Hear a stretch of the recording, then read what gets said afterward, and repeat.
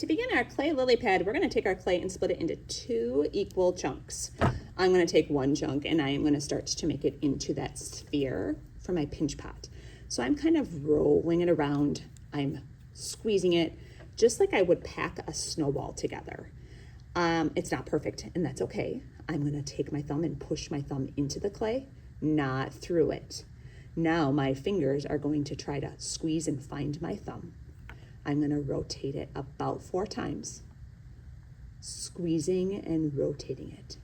Now that hole is bigger, both of my thumbs can fit in, and I am trying to squeeze and find thick spots in my clay that I can squeeze together. I am squeezing with my fingers like the chicken dance, not just the tips of my fingers. I'm also pushing way down. Oh, that was a really thick spot at the bottom. I am not just pinching at the top, because that would make it too skinny. I'm just rotating and squeezing, finding those thick spots to pinch, and that also should open the clay up and make it bigger. I bet your fist will fit in it today. I'm going to set this to the side. My other piece of clay, I am going to push and flatten for the leaf of the lily pad. I'm going to also use the rolling pin. I'm going to kind of roll this back and forth. Sorry, my camera is shaking. I don't want this any bigger than my hand. Otherwise, it'll probably break. I think that's a really good size for a leaf. I'm going to take that sharp tool that I've passed out, and I am going to cut the edges off to make them nice and smooth. You could also cut it into a different shape. Sometimes kids like a teardrop shape, or I've seen a heart shape.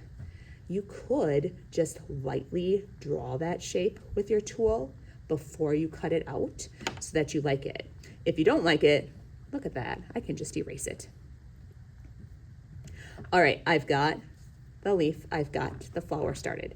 I'm just going to peel this off because it's kind of stuck. Set it here.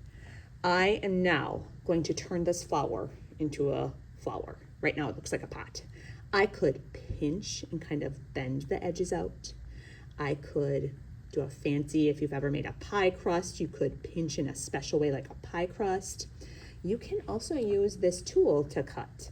I like to kind of lay this flower on the side, and if you cut tiny triangles, or sometimes kids think this looks like a zigzag line out of the pinch pot, you get a nice jagged edge for a flower. Now, if you notice, my pot is laying down and my tool is pushing onto the table.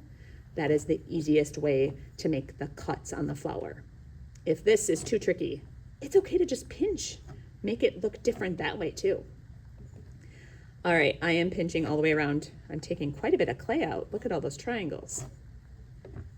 If you have extra clay at the end, you can play with it, but we can't bake it. We'll keep it for another student to use, but you can make something during free time when you're done. All right, I've got that cool jagged edge. What I'm gonna do before I create textures is I'm gonna attach these together. So we know as a second grader, anytime we attach something, we have to scratch and add water. That's slip and score.